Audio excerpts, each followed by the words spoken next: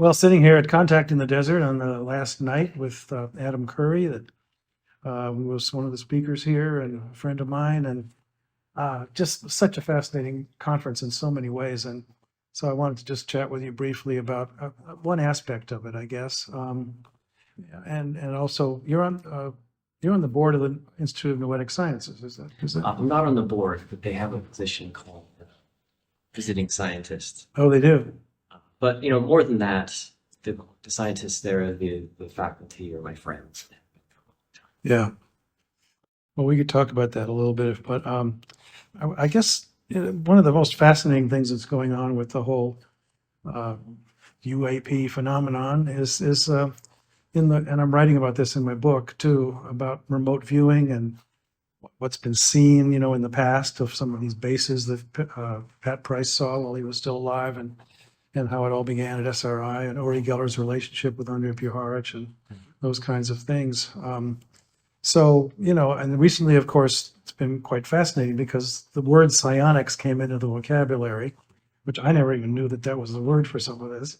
And there is a whole, world of consciousness, discussion of consciousness surrounding this something that really hasn't been there, certainly not as public as it was. And I just kind of want to ask your impressions of that and what's happening with it and where are we possibly going?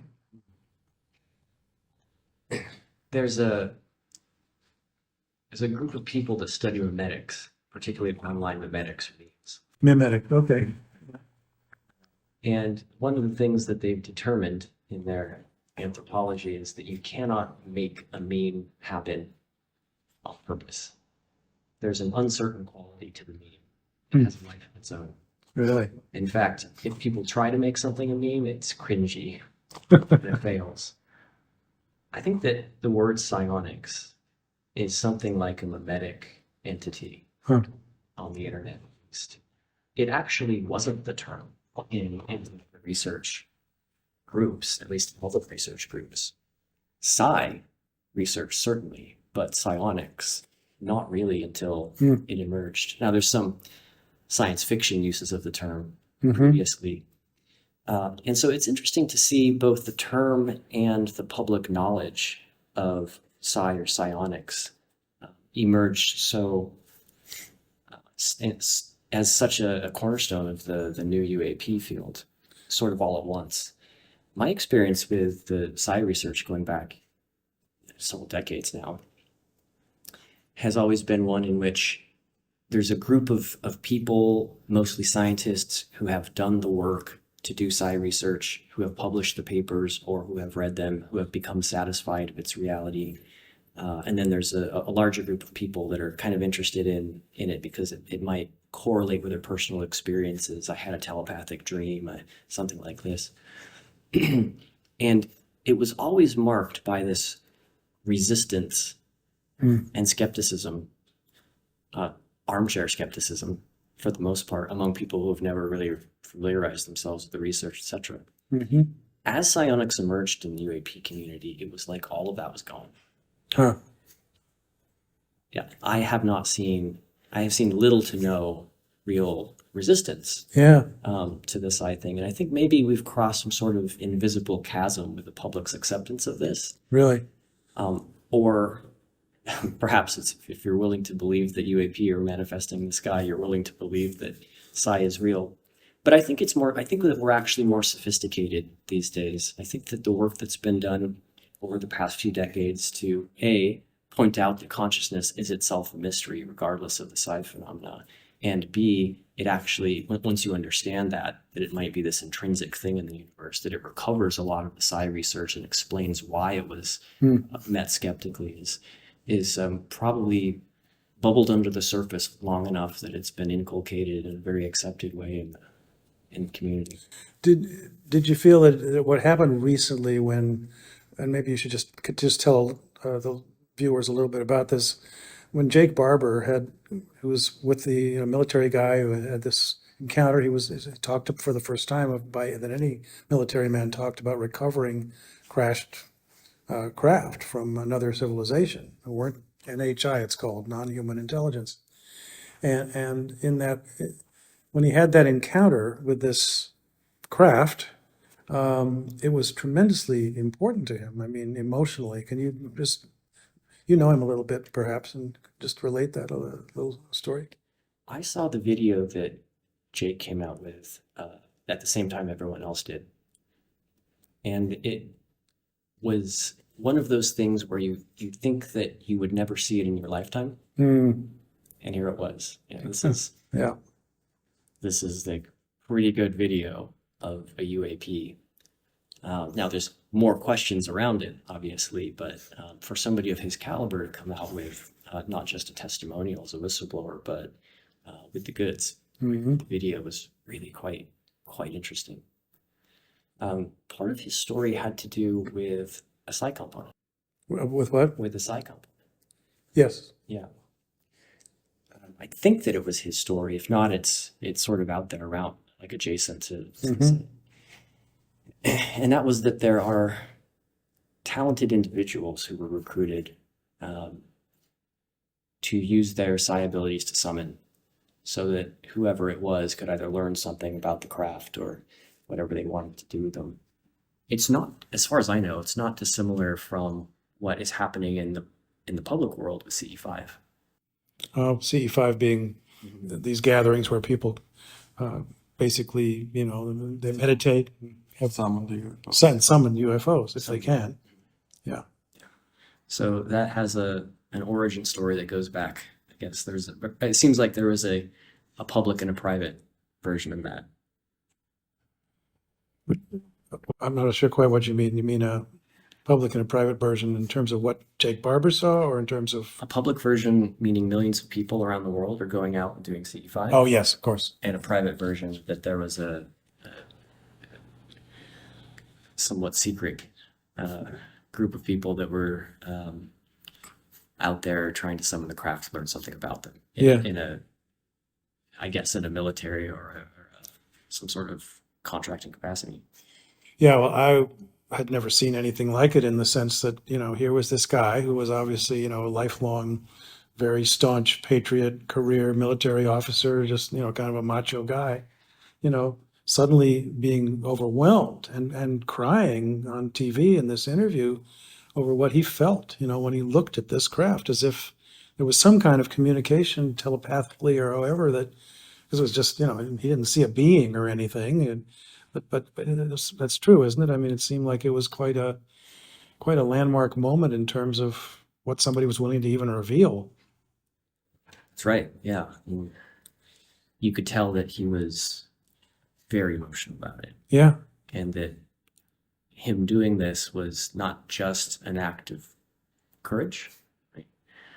But it comes from a place of knowing this is significant for all of us. Mm. He's not doing it just for himself, but on behalf of the rest of us. I think that's actually the case. You do. Yeah.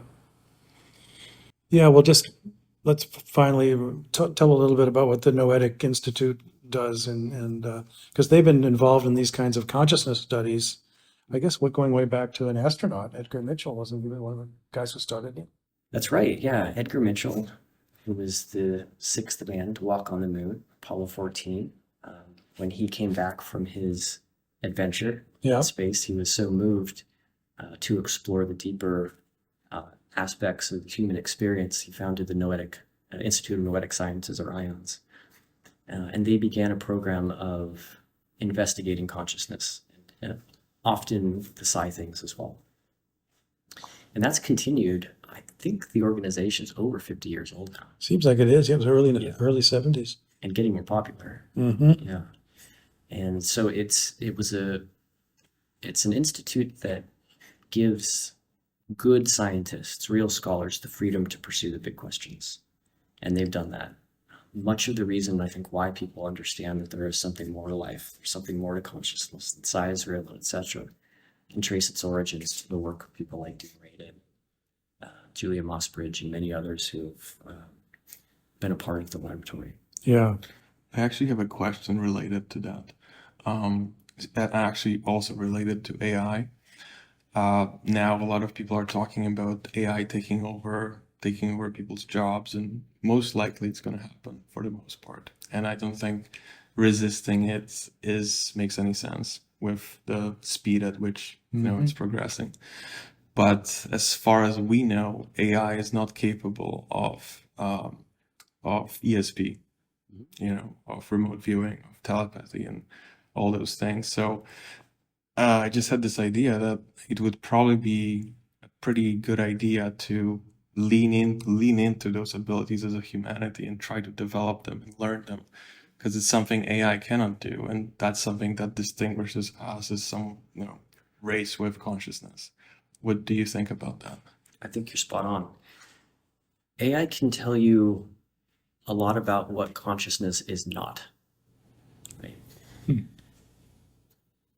While you can interact with the chatbots and the LLMs, you should, and they can seem like they are sentient. It's important to know how these things work, at least at some level. They're trained on language, human language. They're trained on token prediction or next word prediction. And while it does a very good job of capturing reasoning and synthesis and so forth, there isn't really a reason ontologically to think that these things have attained sentience. I'm not saying that they haven't, but there really isn't a reason to think that they are. And it can confuse a lot of people, and it will continue to confuse a lot of people. My refrain on all of this is always, we need a new test. 70 years ago, we had the Turing Test, and that was an attempt to create a framework or a benchmark for understanding AI performance. If it can behave similar enough to a human that one might not know the difference, well, you've achieved something real in the AI. Well, arguably we're there now. We're pretty close. And there's no reason to think that the AI is currently sentient. What is the Turing test for the next 70 years? Well, you need to get at the bottom of what is something that consciousness can do, like real consciousness can do, and only consciousness can do. And I think to answer that, you have to look at the world of parapsychology and psi research, because they've been showing that consciousness can actually do things that are not predicted by the kind of standard model of physics as we know them. Right. How is it that a person can show an involuntary response to a stimulus before it happens? Right? There's a really good, for the last 20 years, really good published work showing that people will show an anomalous presentiment response to a stimuli. And it's not just humans, but also animals and insects can do these types of things. So consciousness, by whatever its nature is, somehow attended to the future, is somehow interconnected to the fabric of time and space beyond our narrow conception of it. And that, to me, must be the area that we look for developing the new test to determine whether or not AI has achieved some level of sentience. It's really the new benchmark, in my opinion. Yeah. Well, this is great. Really appreciate you taking the time. And how would you like to be described? I'm not sure what is there a particular project or anything that you... That's always the hardest question for me. I don't know what I am. Yeah, I mean, I'm something of an inventor and a tech entrepreneur, but I think none of that is terribly interesting to people. What they might find interesting is a project called Entangled.